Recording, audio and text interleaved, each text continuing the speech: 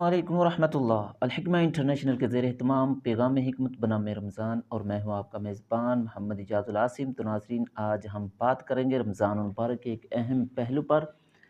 تو آئیے حکمت و بصیرت کے چند چراغ روشن کرتے ہیں۔ ہمارے ساتھ موجود ہیں آج کے ہمارے معزز مہمان حضرت مولانا اسامہ افضل، اسلامک اسکالر، الحکمہ انٹرنیشنل۔ اسامہ بھائی السلام علیکم۔ وعلیکم السلام ورحمۃ اللہ وبرکاتہ۔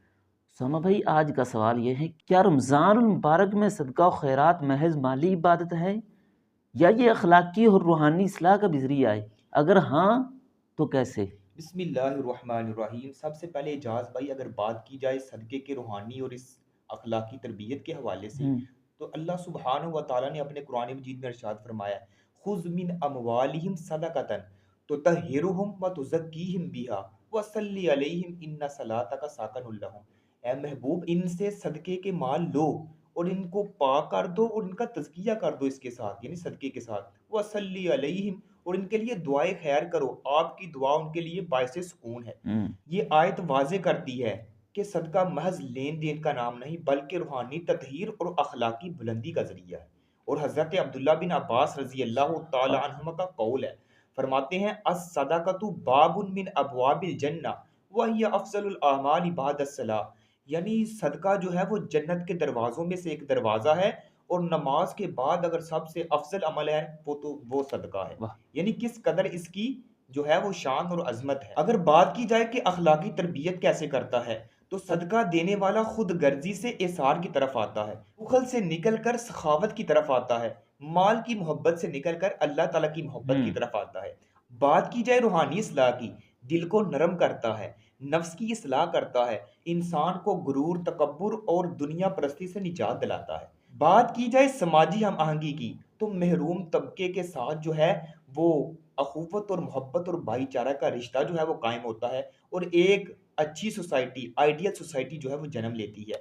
اگر ان ساری چیزوں کو ایک جملے میں پرویا جائے تو ایسے کہا جا سکتا ہے، صدقہ محض مالی لین دین کا نام نہیں، یہ تو دل کو وسعت، روح کو رفت اور نفس کی تربیت کرتا ہے۔ واہ واہ۔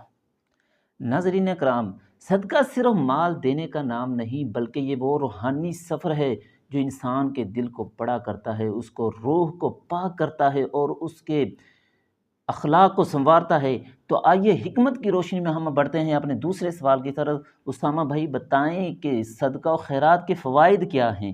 اجاز بھائی، اس کے بہت زیادہ فوائد و ثمرات ہیں۔ چند فوائد یہ ہیں، سب سے پہلے صدقہ جو ہے وہ آفات و مصیبتوں سے ڈال ہے، عزت و نبوس کی حفاظت کرتا ہے، ہر قسم کی بیماری کا علاج ہے، مال میں زیادتی اور برکت کا سبب ہے، اور فرشتوں کی دعاؤں کا ذریعہ ہے، دل کی سختی کو ختم کر دیتا ہے، واہ اللہ تعالیٰ کے غصے کو ٹھنڈا کرتا ہے، واہ، بری موت سے بچاتا ہے، عذاب قبر اور جہنم سے حفاظت کا سبب بن جاتا ہے، اور اسی کے ساتھ ساتھ قیامت کی آگ برساتی گرمی میں ٹھنڈا سایہ نصیب فرماتا ہے۔ یہ تمام چیزیں جو ہیں صدقہ کرنے کی وجہ سے اللہ سبحانہ و تعالیٰ انسان کو انعامات کے طور پہ دے رہا ہے، واہ، یعنی دنیا بھی بہتر بن جائے گی، آخرت بھی بہتر بن جائے گی۔ واہ صدقہ دینے سے دنیا والے جو ہیں وہ راضی ہو جائیں گے، عرش والا رب عرش پر بیٹھ کے راضی ہو جائے گا۔ واہ کرو مہربانی تم اہل زمین پر، خدا مہربان ہوگا عرش بنی پر۔ واہ واہ، سامو بھائی آج تو کمال کر دے۔ ناظرین کرام، صدقہ صرف یہ نہیں کہ انسان چند ٹکے دے دے بلکہ صدقے کے فوائد بے شمار ہے، جیسے کہ بری موت سے بچاتا ہے، جہنم سے بچاتا ہے،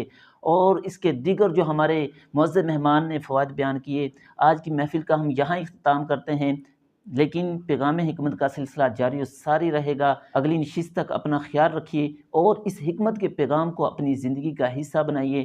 دیکھتے رہیے الحکمہ انٹرنیشنل، زندگی شعور سے۔